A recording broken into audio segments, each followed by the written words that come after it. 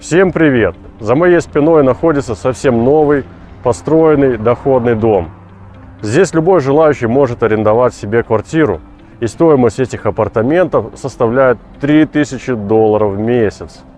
Но сегодня я вам не буду показывать дорогие дома и какие-то люксовые апартаменты. Я покажу вам самые настоящие реальные здания, жилые дома, в которых живет 80% всех израильтян. Сейчас зима, январь месяц, и поэтому на небе отсутствует фирменный синий цвет. Для того, чтобы понять, что мнение человека, оно очень субъективно, посмотрите на эти кадры в плохую погоду и вот на эти кадры обычного района в хорошую погоду. Здесь вы можете подумать, что живут какие-то богатые люди, а в предыдущем кадре, что живут бедные люди.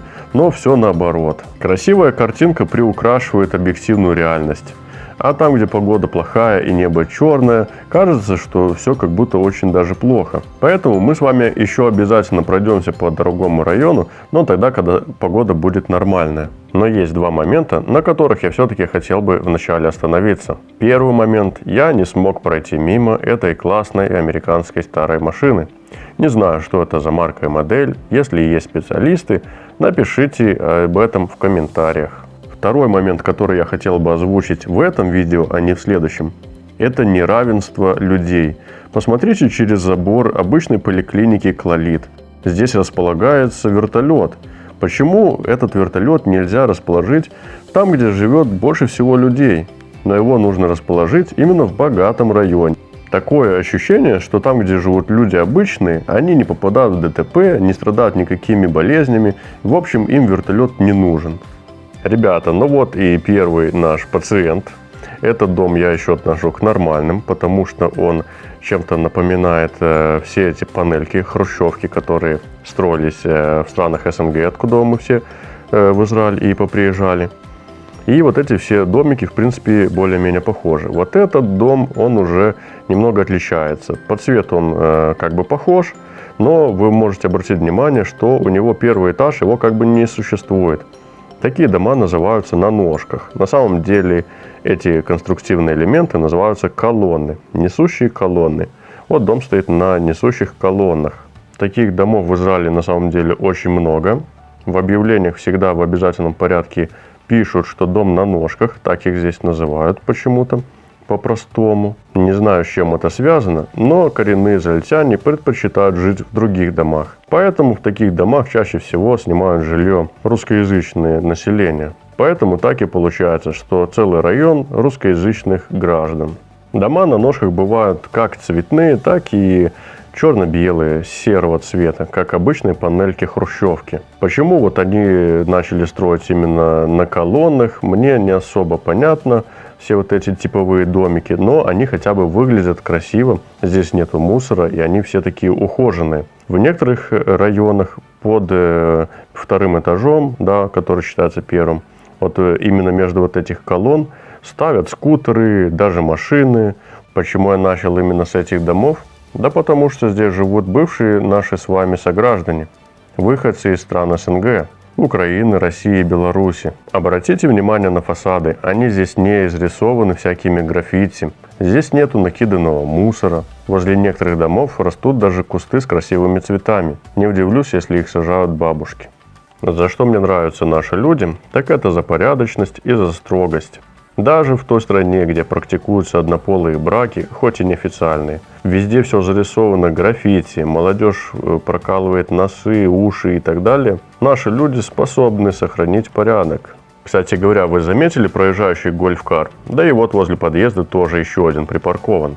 В Израиле обычно такие гольф-кары раздают инвалидам. Но что интересно, я довольно часто видел, как из такого гольф-кара вылазит какой-то бомж и лазит по мусоркам, собирает бутылки и потом эти бутылки складывает в свой гольф-кар и отправляется дальше по делам. Каким образом у бомжей появляются эти машинки, я не знаю. Возможно, инвалиды их просто продают. Характерная черта нашего человека – это то, что он складывает всякий хлам на всякий случай. Обычно это делают на балконе. Здесь балконов мы не увидели, поэтому они их складывают прямо возле подъезда. Вот, к слову говоря, еще один гольф-кар. Да-да, друзья, посмотрите на эти фасады. Здесь нет никаких балконов либо лоджий. Зато чего здесь в избытке – это разного размера и сорта кондиционеров. Хорошо, что в некоторых домах хотя бы кондиционеры прячут за декоративной решеткой, потому что я не знаю, как вам, но лично меня все эти провода, шланги и коробки кондиционеров на фасаде просто бесят. Многие считают, что Израиль – это что-то наподобие Соединенных Штатов. Здесь есть американская мечта, или так ее назвать, израильская мечта, и любой желающий сюда может приехать и стать миллионером. Возможно, так оно и есть, но на начальном этапе вам придется жить в домах не лучшего качества, дома, которые стоят на колоннах, непонятно, какая у них есть антисейсмическая вообще защищенность. Друзья, я просто хочу вам напомнить, что Израиль располагается в зоне сейсмической активности. Последний раз здесь землетрясение было в 1927 году. И обычно раз в 100 лет оно повторяется. Буквально через лет 5 оно может повториться, но это не значит, что оно будет в 2027 году. Оно может случиться и в этом году, и в следующем, и либо через год. Просто надо иметь в виду, что дома, которые стоят на колоннах, вряд ли переживут хоть малейшее землетрясение. А таких домов в Израиле огромное количество, и никто их не собирается менять, либо строить новые. Если вы считаете хрущевку своей бабушки самым страшным домом, то сейчас вы измените свое мнение. Как вам вот такой вот дом без подъезда? Может ли быть дом без подъезда, спросите вы? А вот может, давайте мы пройдем внутрь. Я вам покажу, как здесь строят. Строят называется не по-русски, да, по-еврейски они строят. Такие здесь получается лабиринты. И вот справа от нас подъезд. Вот такой вот подъезд, потому что дом находится вот на этих колоннах, на этих ногах, на этих ножках. Куриные ножки. И непонятно, что вообще здесь происходит ночью, когда здесь нет освещения. Вот такой вот подъезд открытый, ребята, да, это, наверное, вы подумаете, противопожарная лестница, но нет, это такой подъезд. Следующий момент, на который надо обратить внимание при поиске квартиры в Израиле, где располагается эта квартира, чтобы не получилось так, что она будет вот в этой верхней пристройке на чердаке. Изначально эти дома строились с плоской крышей, но затем ушлые домовладельцы решили сделать надстроечку сверху и сдавать ее.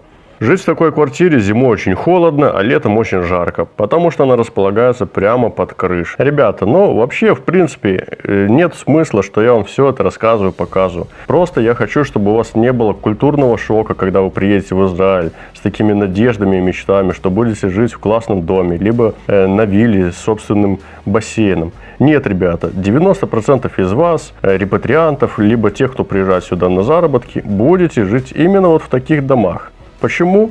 Да потому что они самые дешевые, это самые доступные варианты. А денег у вас, как всегда, нету. Но, возможно, как для моего друга из-под Харькова, эти дома покажутся даже какими-то очень даже классными. Потому что он жил в какой-то деревне, и у него туалет был на улице.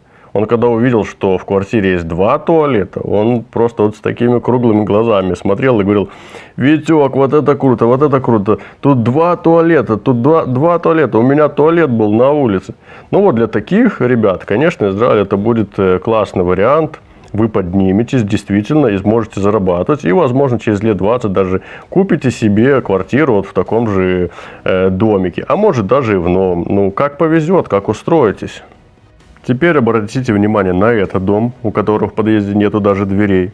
Изначально этот дом строился без всяких водяных коммуникаций.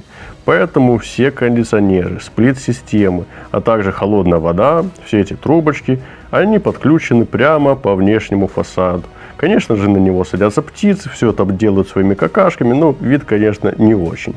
Справедливости ради, хочу показать вам дом, который сейчас проходит модернизацию.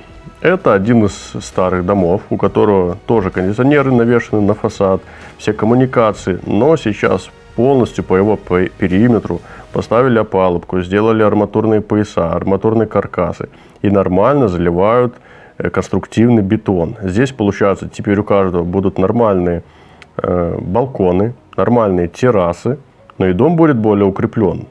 Но таких домов буквально 1-2 и обчелся. У меня на районе я, допустим, нашел только вот этот единственный дом. Но чисто для информации, для ознакомления я вам показываю, что и такое тоже в принципе есть. Друзья, но не надо расстраиваться. Сейчас вы можете видеть перед собой обычное общежитие, куда тоже селят репатриантов. Тех, которые устроятся на работу в гостиницу. Это общежитие новое, поэтому оно выглядит классно. В одном из следующих видео я обязательно покажу вам вот этот комплекс премиальных квартир. Конечно же, мало кто из вас будет снимать там квартиру, но для того, чтобы картина в жизни в Израиле была более полной, для того, чтобы у вас все-таки была какая-то мотивация в жизни, я покажу эти районы тоже. Ну а сейчас подписывайтесь на канал, для того, чтобы не пропустить следующее видео. Думаю, будет еще много всего интересного.